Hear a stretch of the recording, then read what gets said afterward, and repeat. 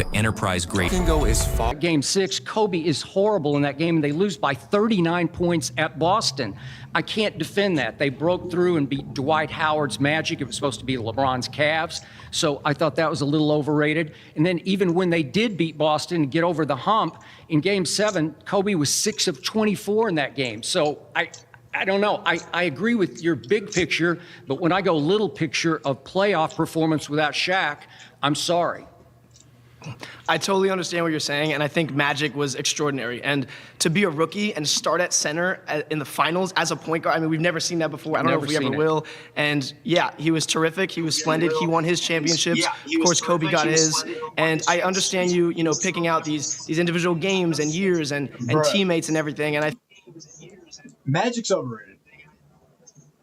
Magic's overrated.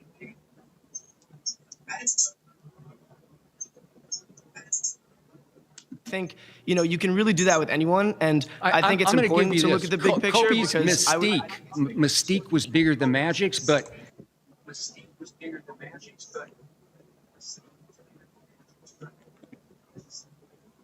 if you look at Magic's productivity, how he changed a culture that both Shaq and Kobe benefited from piggybacking that culture, I'm going slightly Magic over Shaq, Shaq over Kobe.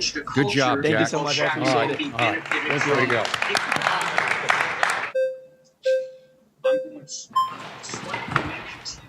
Yeah. So, Kobe Bryant, 20 years with the same team, 18 All-Stars, 15 All-NBA, 12 All-Defense, MVP, 2 Finals MVPs, 5 championships. And even though he's done all of that, I think what makes him the greatest Laker of all time, it's different than what makes a player the greatest player of all time. Because like LeBron's not the greatest Heat player of all time, that's Dwayne Wade. So it's not just are you better, like are you greater, it's what you've done for that city and that franchise. And I would argue I love Magic. Bro, Kobe's the greatest Laker ever. Like, can we all agree on that? There's no way you don't agree that Kobe is. I mean, actually, there's a lot of people who think Magic. And I mean, that's cool. I respect it, bro. But Kobe is the greatest Laker ever, bro. I grew up on Magic, but when you watch, it feels like you grew up more on Kobe, right? I'm older than I look, honestly. But Magic, when you saw him on the court, he was like the greatest showman, right? He's a performer, charisma, a smile, the flashiness, showtime, right? Kobe, when you saw him on the court, it was like watching your brother, you know, your sibling or your uncle or something, your son, because he had this fully realized character arc. He was a rookie, he failed, you know, not drafted by the Lakers, but we got him, you know, early. And the air balls, you know, and then the rising to prominence, 2000. He was just 18 years old, but go ahead. Yeah. But 2000, taking over in the finals after Shaq got hurt, after Jalen Rose shadily sprained his ankle, and then he came back, and then, you know, he got him back with the 81 later. And then the championships, and then there was another, he went through kind of a villain arc. He did. You know, there was like Colorado. There was Colorado. There was all the down years. Good. And like it. If you're a fan, you're with Kobe's with you that whole time. And I actually didn't like Kobe early on. I was mad when they started playing him over Eddie Jones, like early days. And you went through all of that, and Kobe just won you over. That's why there are more than 350 murals of Kobe in LA. Okay, so you're making the case that Kobe is dearer to your heart than Magic was. He has a bigger place in your heart. And I'm making the case that Magic had greater impact consistently than Kobe had, because Magic was the driving force of the Showtime Lakers, and Kobe was not the driving force of the three-peat, right? Sure. Well, let me address that real quick. You're going to the finals, and you're talking about...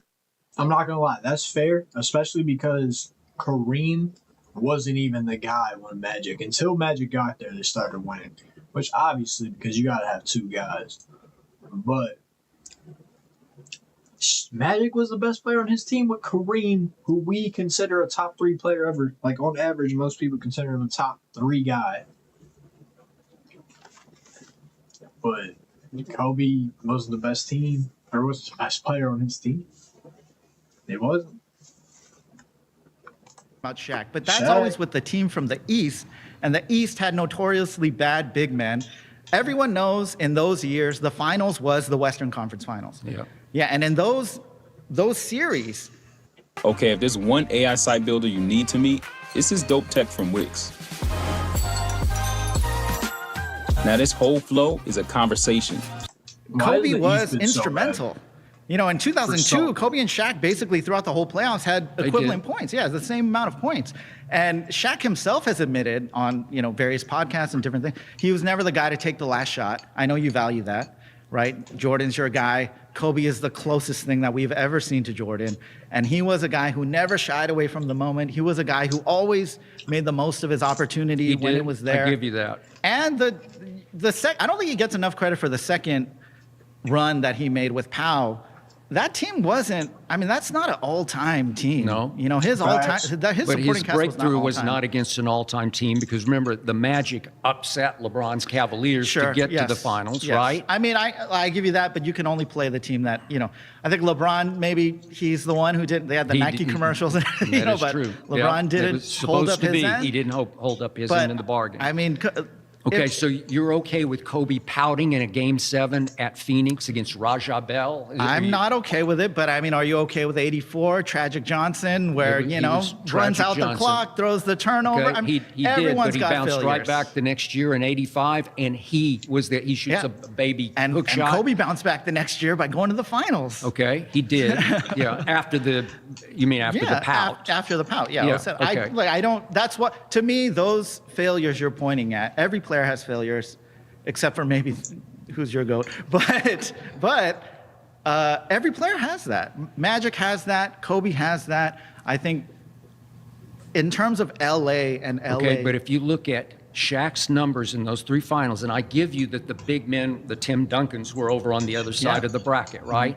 But he goes 38, 17, and 2 in their first finals. 33, 16, and 5, and 36, 12, and 4. Look at the assists. He's averaging 5 assists a game in the NBA Finals. Listen.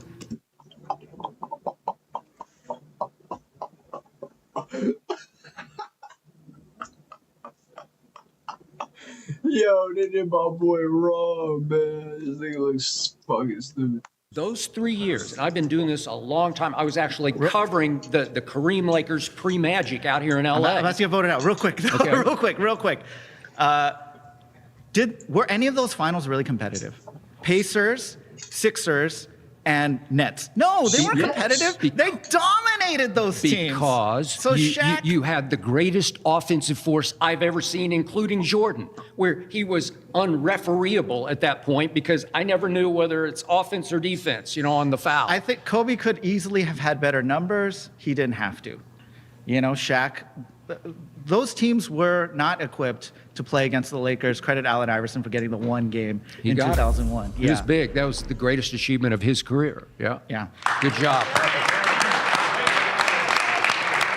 Respect. Who's making it next?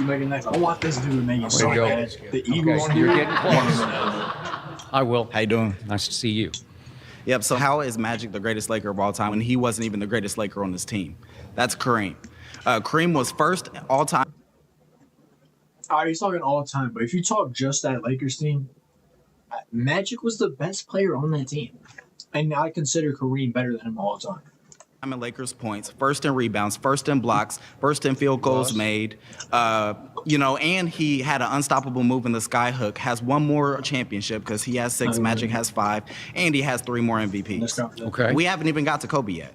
We haven't. All right, let's look hard at Kareem's career. So he wins his first ring Magic. in Milwaukee, helped by Oscar Robertson kind of at the end of his career. So that's 1971. Then he goes 4 more years in Milwaukee and nothing really. They were pretty good, but they weren't great. Okay. Then he comes to LA in 76 is his first year with the Lakers. And again, there's no Magic yet, obviously. Right. And they miss the playoffs the first year. The second year, they get swept by Portland in the conference finals. The third year of Kareem, no Magic.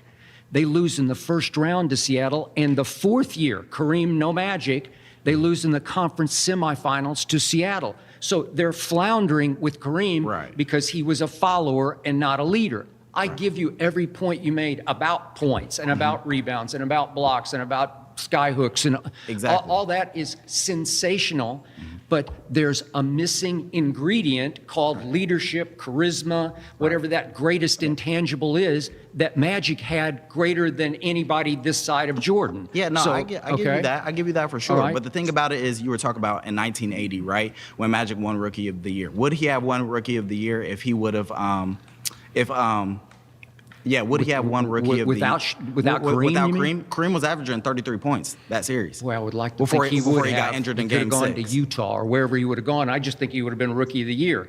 But Right. he was the perfect fit at the perfect moment for this team. And it became a super team, right? Absolutely. Yeah, it was Showtime, and they had Big Game James, obviously, and they had Byron, and they had Michael Cooper guarding the way nobody could guard on the perimeter. I give you all that. Exactly. But it gelled around the new sun, S-U-N, who was Magic, right? Right. And he lifted them into what was 9 finals, okay? Yep. And he is the driving force. Kareem wasn't. Kareem was really more of a Robin, but you can make a case he was the greatest Robin of all time. Right. Okay? I give you all your numbers because clearly it took LeBron playing now 22 years, but it took 21 years to break Kareem's record. And that's the point that I was making, is that at the end of the day, like, unless Kareem just got unlucky because the best player of all time, LeBron James, took that scoring title from him, but he would have been able to keep that for his whole life. And then if we go to Kobe, right? For example, if I was to take your papers right there, ball them up in a trash can and shoot it, whose name would we say? We wouldn't say Magic. No.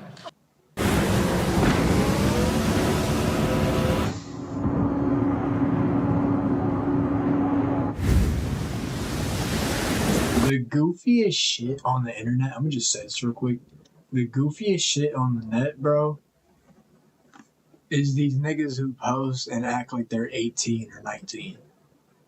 Like, what are you doing? I mean, I understand it. I get it.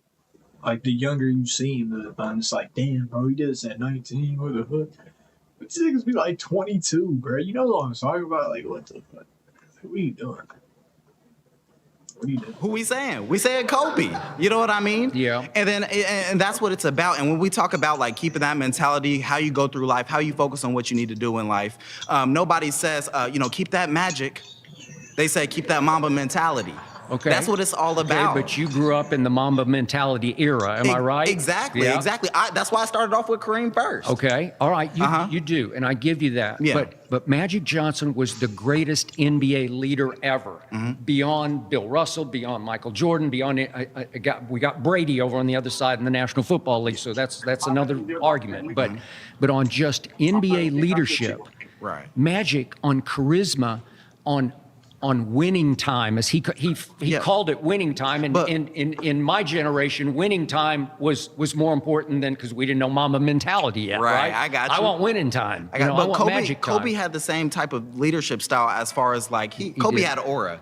Like, job's not finished, like, all of those things. But also, he showed it in actions first. You know what I mean? He wasn't really about the partying or going out. He was so dedicated to the craft. I think Kobe was a Jordan-esque leader, and he modeled every bit of his action, his very body language after Michael Jordan. And he led like Jordan did, and it wasn't a pretty sight, because he could be a real, just a tough leader, like he gave nobody any slack at all. He pushed, he pulled, he cursed, he did it the way Jordan did it. I agree. And it was scary. It was like an intimidation, leadership by intimidation. Magic did it with a smile, but Magic, listen, I got to know him in his rookie year.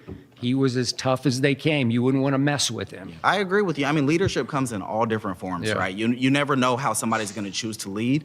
But, Kobe led in plenty of ways. And also all of the players that picked up a basketball because of his presence. We wouldn't have Devin Booker without Kobe. Jason Tatum is I'm doing with what you, he does. But I'm looking at the first 4 years with no Shaq, and Kobe really struggled by himself because he couldn't figure out yet how to lead, because he was a solo act of solo acts. Of course. So it took Jordan a while to figure out, hey, you actually need those 4 other guys along with 8, 9 other guys to get this done. And with Phil's help, he finally figured that out when they broke through. But even after the pout game in Game 7, if I look at Kobe winning the championship, getting even with the Boston Celtics in that game, He ain't wrong, bro. Game 7, He ain't he wrong. shoots 6 of 24 in a Game 7. Well, that's not Mamba mentality, and, Right. and I didn't love that. It's like, remember, Ron Artest, Meta World Peace, hit the shot of shots in that game with a minute left. He hits a big 3 that gave them the cushion. I'm a Celtics fan. I watched that. It broke my heart. Well, there you go. Yeah. Thank you, Skip. Way to go. Good job.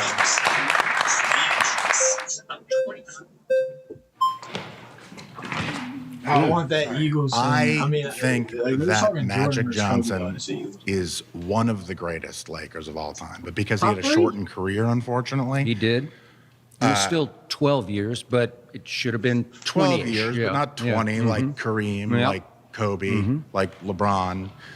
But I'm going to go a little off path here. I'm going Okay. to argue that the logo was the greatest Laker of You all can? time.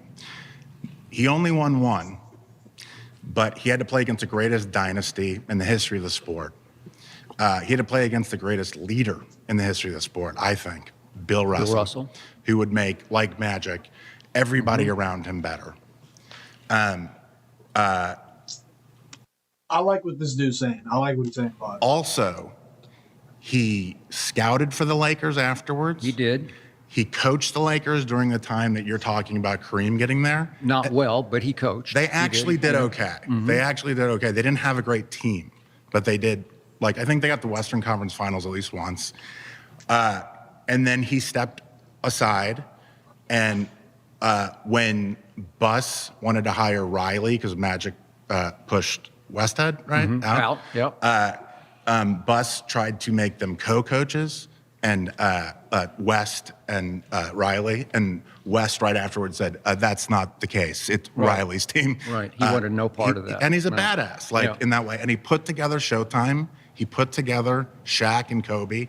He helped Memphis have a team at all. Okay, he but helped we're put together. not talking about post-career. We're talking about playing career, because Jerry talking about West, to me, is the greatest GM ever in the history of the NBA. And by the way, Michael Jordan was the worst GM in the history of the NBA. Not the worst. Just for objectivity here. But to your point, okay, so Jerry West and the Lakers get to 9 finals, and he loses 8 times, and a lot of it had to do with that guy, Bill Russell. To the greatest team ever, But if I swap out, if I put Magic in place of the logo on those teams, Magic was the greatest winner this side of Michael Jordan that I ever closely observed and got to know.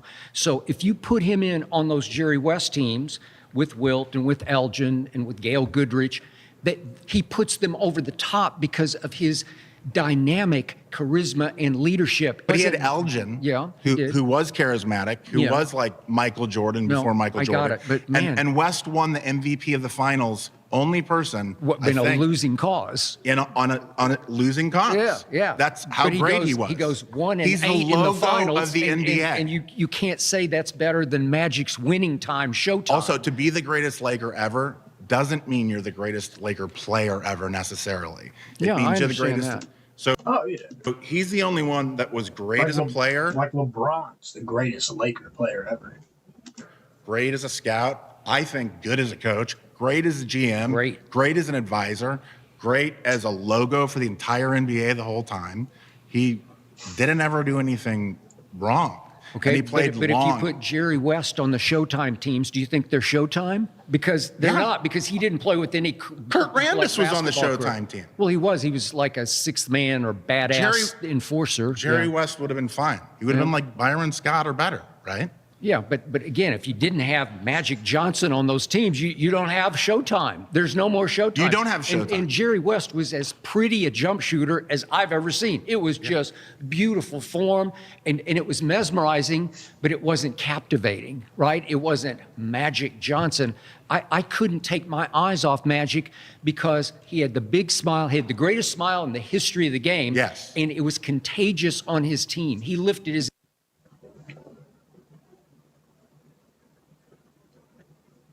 Skip Bayless would use Magic Johnson's smile to convince people that he's the greatest Laker ever. What?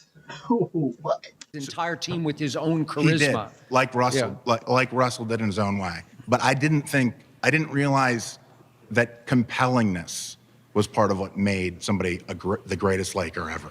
I thought it was like scoring. Well, leadership. And Leadership. I don't think Jerry was a great leader. Really? I think he was more of a solo act. He stayed to himself. He was a quiet leader, but not dynamic. He helped manage. Not a powerful voice in the locker room kind of leader. He helped manage Wilt. I guess for a little while, and they got a championship. They got one championship for the out best of it. Laker team ever, arguably. Yeah, you could certainly make a case for that. Right. Yeah. All right, good job. Way to go. My next claim is Michael Jordan is the GOAT and laughably better than LeBron James. You don't need to stress out about car insurance. You just go to Insurify. They can help you save money and headaches. No spam, no. My next claim is Michael Jordan is the GOAT and laughably better than LeBron James.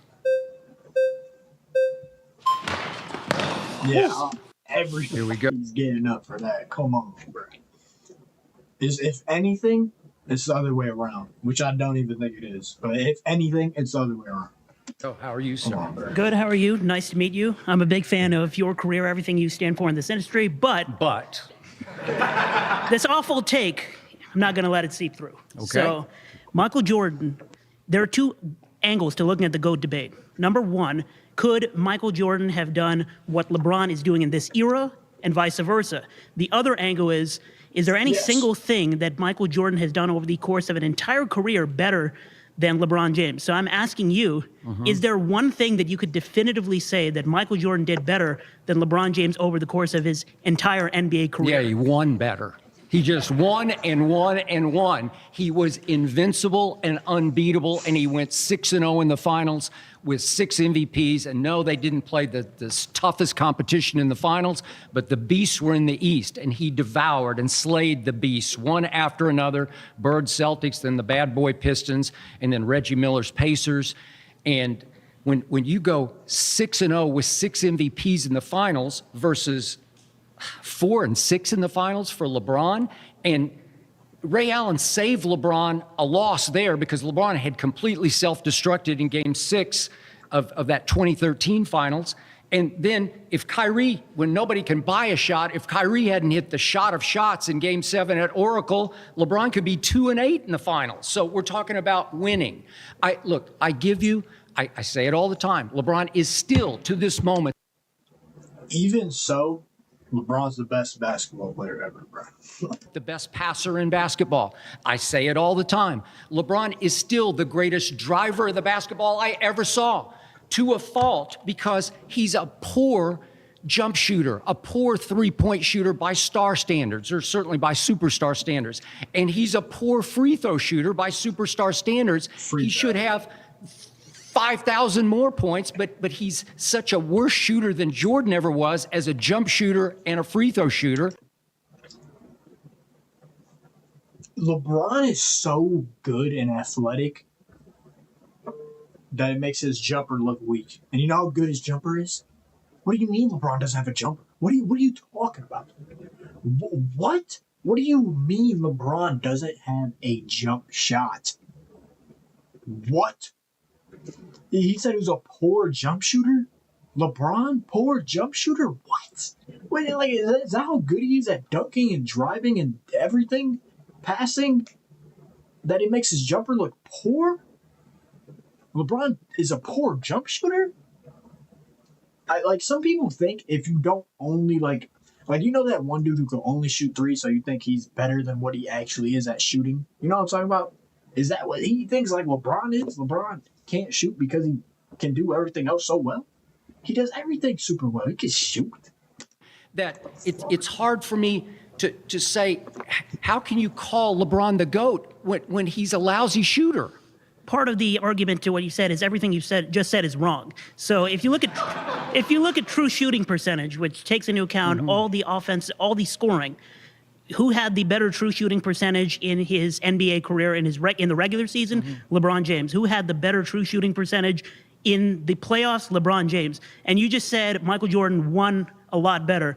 So starting 1-9 in the playoffs in his career doesn't count, just doesn't matter. Okay. Or losing to the Pistons over and over again because he was so dominated by any level of physicality because he was soft.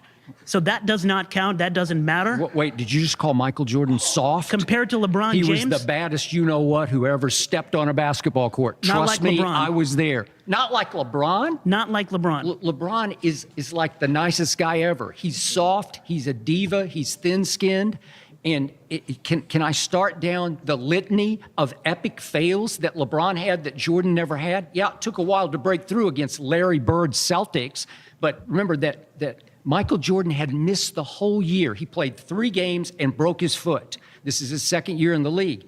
And he comes back just for the playoffs and goes up against arguably the 86 Celtics were you could make a case they were the greatest team ever. And what does he do? He scores 49 in game 1, and in game 2, he scores 63. It took double overtime, but after that game, Larry Bird said that was God disguised as Michael Jordan. Well, trust me, Larry Bird would have never said God disguised as LeBron James because look at the epic failures here. Do you remember 2010, the last go-around of the first stint in Cleveland? It's against the Celtics in the playoffs. It's the conference semifinals. They win big by 22. He's 14 of 22 from the floor. It's game 3. Then we get to 4, 5, and 6, and right on schedule, he just crumbles to the point that he had somebody from his inner circle tell Stephen A. Smith at ESPN, because I was there alongside Stephen A. at that point, that LeBron had to be sedated before games 4, 5, and 6 because he was having some locker room issue with a teammate, Delonte West. Listen, Michael Delonte West. Like, no shit, he's arguing with Delonte West, bro. Like, that nigga's a crackhead, homeless guy now. Like, and he was on the NBA court. And he was a starting point guard. He was LeBron's starting fucking point guard. Like, Jordan never had any issues with locker room teammates. Nigga's a crack addict. Because they wouldn't dare to have an issue with Nigga might be LeBron's father. Michael Jordan. I was always some dumbass. I don't know where that rumor started from, but we can all agree that was that's just so. So the point was he had to be sedated. What a wimp! What a weenie! Is that what we're talking about? And then Dan Gilbert, his owner, a few weeks later, accused LeBron of quitting in those finals. And then do you remember the first go around? I ain't gonna lie, bro. When it's 1 versus 5, and he's talking about the 2007 finals. When it's 1 versus 5, LeBron had no help ever besides 2016, 2015. Kyrie, Kevin Love gets hurt. Matthew Dellavedova starting at point guard. You got Iman Shumpert starting at the 2 guard. Like, come on, dude. Like, come on, man. In 2007, don't even get me started about who he had starting in 2007, bro. Delonte West. The Heat, the 2011 finals. Do you remember the chosen one became the frozen one? I've never seen like it. Michael Jordan never did that. Even when they were starting 1 and 9, people were scared to death. Nice try. Yeah. Nice try. Fuck out of here. Let's try this. So Command/ to pull up Thanks, the he's right RAAI. every time, bro. Okay, yeah. I think that makes our decision for us. Hey, good job. You got some quicks, man. I'm impressed. Because I'm ready to come get you. Okay, here we go. Yo, this the dude, bro. He's not lying when he says that he's ready, bro. This dude's been waiting, bro. He was staring. He was staring his soul. He was staring at his soul. Okay, I'm gonna start here with you. Been ready for a minute. You want to discredit talking about 1 and 9 in the playoffs, and then not even talk about the fact that he couldn't even get to the finals in his first 6, 7 seasons, right? So you prefer somebody not even making it to the finals? That's crazy. Okay, You want to think of discount what it? he had in the way. He had 2 of the greatest teams ever in the way, and he didn't even have a Robin yet. He was going solo. He didn't have a Scottie And Pippen LeBron did. yet. LeBron did first couple years. Okay, I'll LeBron give you did. that. I And he haven't made even it to the brought up- finals. He made it to the finals with a and- less roster than Jordan did. And they got swept Right. by the Spurs, and I didn't even bring that up because I give you that one. So I'm not going to hold that so against you want to LeBron. hold somebody accountable for going to the finals and losing than not going to the finals at all. Okay. Right? More money to the city, so many more things accomplished, less players on the team, right? Then his other final losses, right? You could even talk about the fact that when he went up against the Warriors, he didn't even have a running mate with him either, right? So every time you want to protect Jordan, I knew you were going to go with 6-0. Okay, so he goes up against the Warriors. Okay. And I always give him this. Those first 3 games, you remember, because he doesn't have Kevin Love, he was gone already, right? Kyrie fractures his kneecap in overtime of game 1 at Oracle. Remember this? LeBron put up the greatest numbers of his career for 3 straight games. And I'm like, you got this team, because they weren't the Warriors yet. They obviously didn't have KD yet, and they weren't sure who they were. So they're down 2-1, and game 4 is in LeBron's house in Cleveland. And in game 4, he was horrible. He goes 7 of 22. He was 5 of 10 from the free throw line. And I'm like, the next day, I'm telling Stephen A. on ESPN, he had a chance to step on their throats. It was, remember, the Iguodala game where Steve Kerr said, I'm going to switch. I'm going to start Iguodala, and I'm going to put him on LeBron. And LeBron just shrank. He closed up. He had them. If he had stepped on their throats and they'd gone up 3-1, and this is the 2015 finals, the first one against the Warriors, you got me. That you could make a go case. But instead, he shrinks and disappears in games. Here we go again. 4, 5, and 6. I'm skipping to that Eagles dude. I know he's going to get to.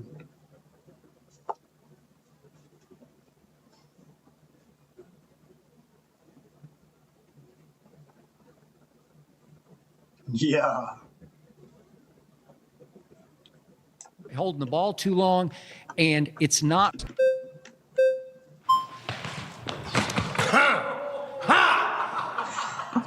Sit down. I expect none less. How are you? I'm doing well, Skip. So I really have to fight you here. Okay. First off, you're going to say he's way overrated, and you're comparing him about maybe arguably the best quarterback to ever play the game. Well, not arguably. Pat Mahomes is overrated. I mean, well, hold on. Well, I mean, we could talk about that too, but that's not the argument we're going to talk about here, because there's a guy named Joe Montana that played this game too. But ultimately, you're comparing him against the second best quarterback to ever possibly play the game. This guy's been to 8 AFC championships in a row. The guy has done, I watched both those Super Bowls. I watched him lose the last one. I was real happy about that. I also watched him come back out in the second half and tear the Eagles defense apart. Now, you could argue that our defensive coordinator was ready to stay in Arizona and not finish out the game. But he's still, I don't care how many drugs you had to put in him, what he had to do to repair that ankle. He was the one single-handedly that kind of won that game. Yeah, I could say that he was the one that called the defensive holding, because he was the one that was crying about and he got the call. But really, the play before that was when he ran for 35 yards to be able to get down the field. That play was really what cemented that game. And I knew at that point that we weren't going to be able to win, because he was going to be able to actually just finish out the clock. Can you explain what happened to Jalen just losing the handle on the football when you're driving to go up 21-7? You're already at midfield. So I can't argue about that. All I can say is that, hey, everybody else said that the field was a little slippery. I wasn't playing on it. You know, if you slip a little bit and it slips out of your hands, say things happen. And there are bounces that happen in football all the time. Okay. So ultimately, I can't argue about that. But we were still up at halftime. We still came back in. We had the opportunity to go ahead and keep running, and we didn't have that. We didn't do it. We didn't finish the job. Did Patrick Mahomes return that punt in the fourth quarter? No, he didn't return that punt. Yeah, but ultimately, you know what he did, though? He did the game-winning drive to win the game, right?